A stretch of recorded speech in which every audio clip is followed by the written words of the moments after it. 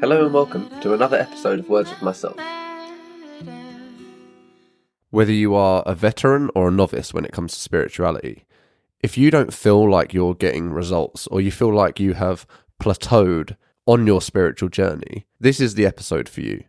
This will help you understand where you're getting stuck and why you're getting stuck. So let's dive straight in. Typically, what happens when someone encounters something new, it's exciting.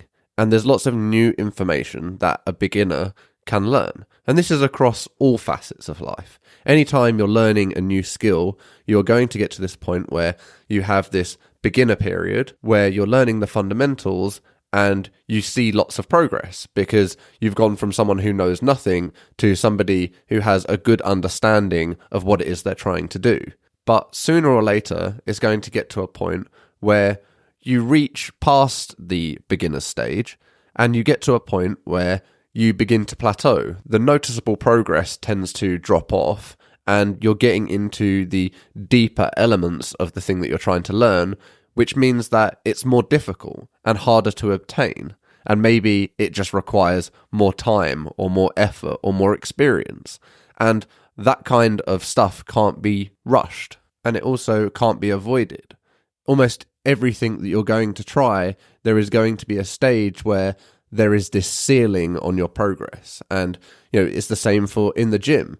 Typically, if you go to the gym and you haven't gone there before, in the first 6 months, you're going to see really good improvements. You're going to notice you're feeling healthy, you're stronger, you're fitter, you look better, you're dropping weight, you're putting on mass.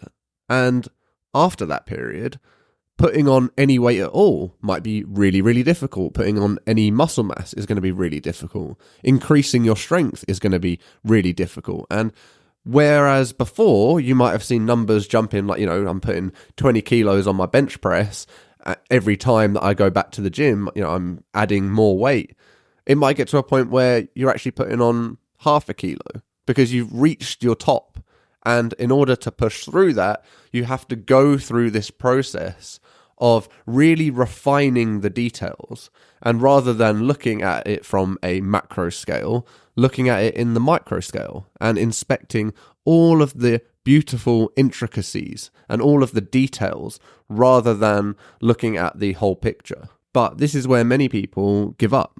It's not interesting anymore because it's not new and exciting. Instead, it becomes quite laborious. It becomes something that is like study or work. It requires focus and attention to detail, and it becomes more methodic than it does this kind of fun freestyle. Whereas before, you might have been focused on enjoying yourself and experimenting with all the different types and ways of doing this thing. Instead, you're then become focusing on how to do it best, how to get the maximum result, or how to make the least mistakes, how to be more efficient, more accurate. Instead of learning, you're now trying to do the thing the way that you want to do it, which is typically at the highest level or perform at the very, very top. And you're comparing yourself with, whereas like I'm here and the people who are the best at this are all the way over there. And then you start aligning yourself with refining your technique so that you can be more like the people that are doing it the best. Rather than experimenting and making mistakes, you take it more seriously. It's something that you're investing time in and effort into. So you want to make sure that you're maximizing your results. But that's only going to happen if you're really dedicated to what you've chosen to do. Otherwise, likely you're going to start something, go through the fun period, the experiment period, have all the fun, learn lots of stuff about it, and then when it comes to the work side, when it comes to the refinement side, you get bored and it's no longer interesting. It's something that you know lots about, you know where you're good and where you're not so good, you know where you need to improve, and the options that you have in order to improve are quite limited. You end up exhausting all of the low-hanging fruit, all of the areas where if I just do this, it will add significant improvements to my game or to my craft. You've run out of those. And all that's left is the hard labor of refinement of the strategy or refinement of the exact precision skill. And that takes a lot of time. So you have to decide, am I going to dedicate the time or am I going to quit? And unfortunately, lots of people end up quitting everything because everything becomes that.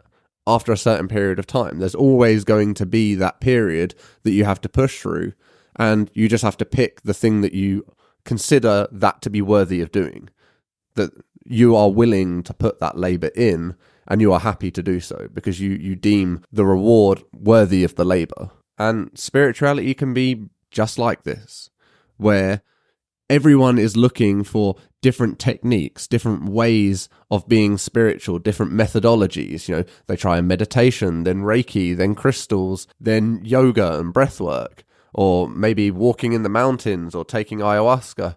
Like, there's so many different methodologies or entry paths, but all of them are eventually going to lead to the same place, the place where the difficult work needs to be done. Because all spiritual paths are a journey into knowing yourself, are into knowing the world around you and who you are really. It doesn't matter whether you are meditating for hours or taking psychedelics. The journey is a journey inwards, and that journey is the same for any spiritual practice. It's to journey inwards and understand yourself. But there are many facets to yourself that you might not know or might not like. Those parts of you that you repress or ignore or stuff down deep inside. Those parts are the parts that need attention. And no matter what spiritual practice you do, all of them are going to require that you start to uncover those things that you don't want to uncover, that you confront the things that you don't want to confront. Because true spirituality is not an escape. It's not going somewhere else or transcending who you are. It's confronting the real truth, the truth of who you are and what the universe is. Those are the unavoidable facts. And once you have confronted who you are, once you have done the shadow work and the light work, once you have revealed all facets of yourself and you begin to see that that is an infinite journey, that you can never understand yourself fully as you are a changing and continuous person. You know, you're constantly evolving. There's constantly new areas of yourself that you're uncovering, new situations that you're exposed to where you learn something about yourself that you didn't previously know.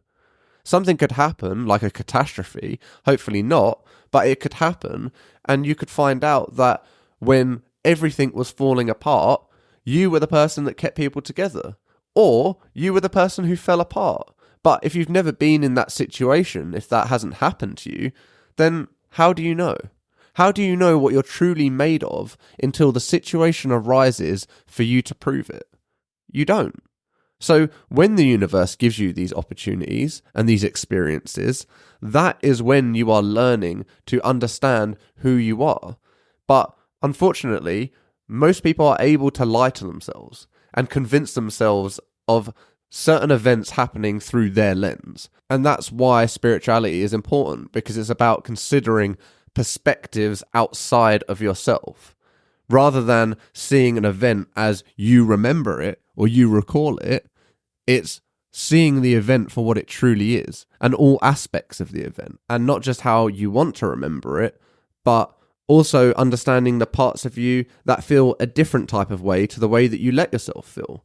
You might have done something and thought you did the right thing, but part of you in the back of your mind still holds guilt or resentment or shame, or you feel like you didn't do enough, or you didn't do what you were supposed to do, or you lied about something. And to confront all of those elements, you begin to understand that understanding yourself is infinitely complex, and you are one being in an infinitely complex universe.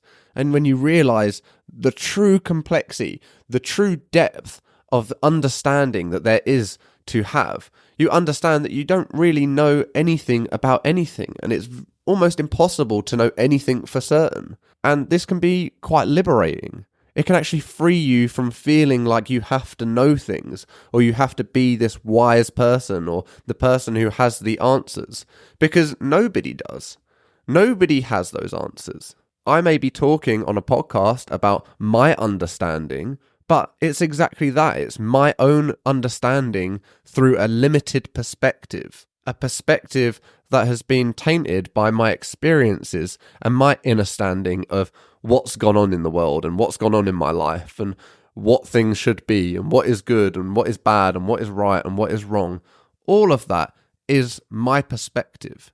But the work that I do is to understand perspectives outside of myself, to try to expand my consciousness outside of this limited vessel. And that's why any spiritual practice that you do, any time you're trying to change event because you're getting bored or you're not seeing results in your practice, is because you're going to be avoiding something.